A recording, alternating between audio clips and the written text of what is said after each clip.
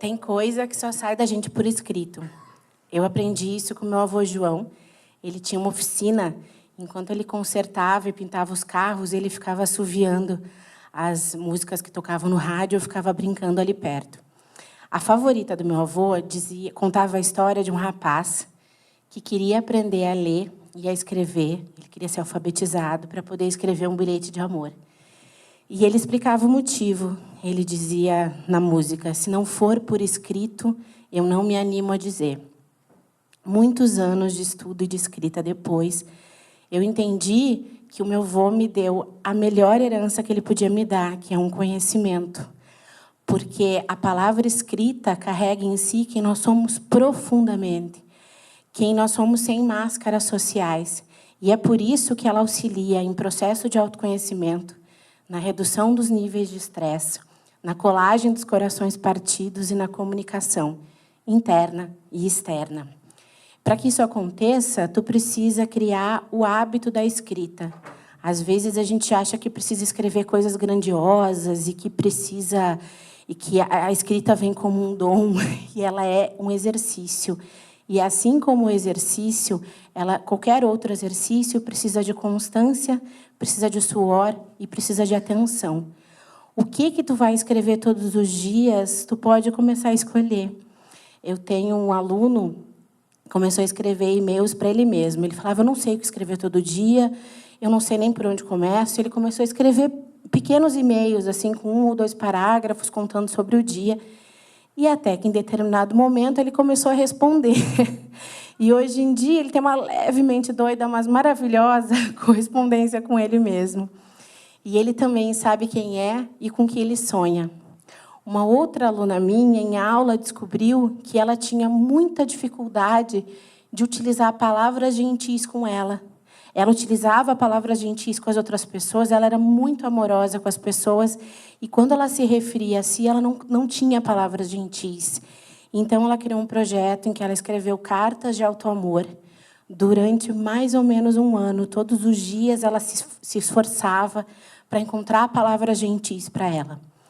Eu, particularmente, na minha escrita diária, escrevo sempre diálogos imaginários entre as pessoas no metrô, no ônibus.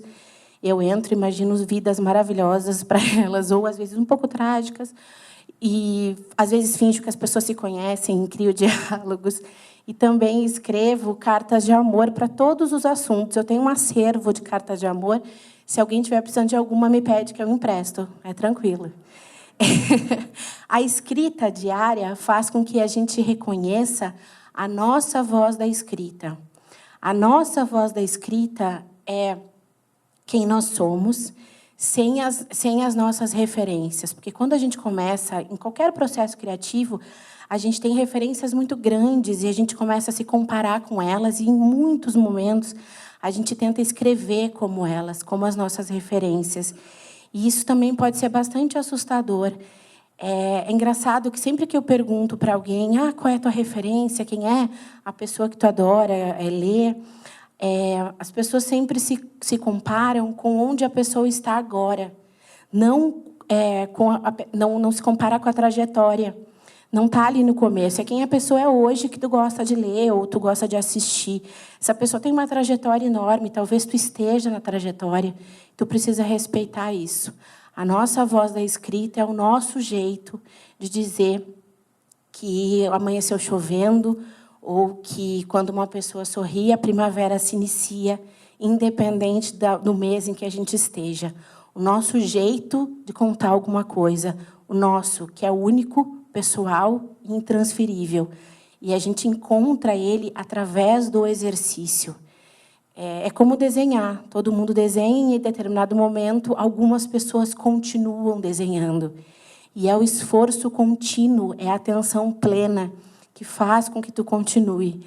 Tem um poema de uma poeta que eu adoro, é um trechinho de um poema, que ela fala: se você me ama, porque você não se concentra. E faz todo sentido com a escrita diária. A partir do momento em que a gente começa com a escrita diária, a gente pode começar a externar publicar os nossos textos, colocar os nossos textos, seja na nossa rede social, seja num grande jornal, numa revista, num livro, onde tu quiser. É a partir do encontro da nossa voz da escrita que a gente externa as nossas palavras, sempre lembrando de uma coisa fundamental. A partir do momento em que tu coloca os teus textos, eu brinco, a partir do momento que tu bota o teu bloco na rua, a partir do momento em que tu coloca os teus textos para que as outras pessoas possam ler, tu precisa lembrar que as tuas palavras estão a serviço das pessoas.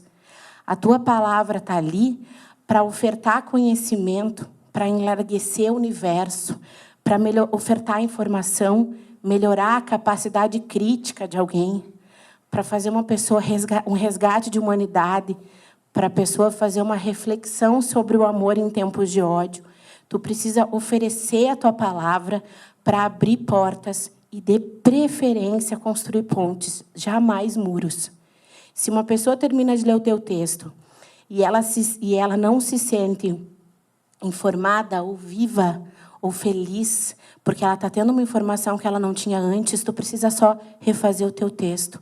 A gente escreve para acender estrelas dentro das pessoas, para que as ideias das pessoas sejam iluminadas, para que as pessoas tenham novas dúvidas, queiram saber mais, se desconheçam um pouquinho, para que as pessoas possam reconhecer a beleza, a liberdade e a esperança. E é por isso que eu vim aqui hoje para fazer um convite bem simples para vocês, que vocês desloquem o coração. De vez em quando, não precisa ser o tempo todo, do peito até a pontinha dos dedos. Vem comigo?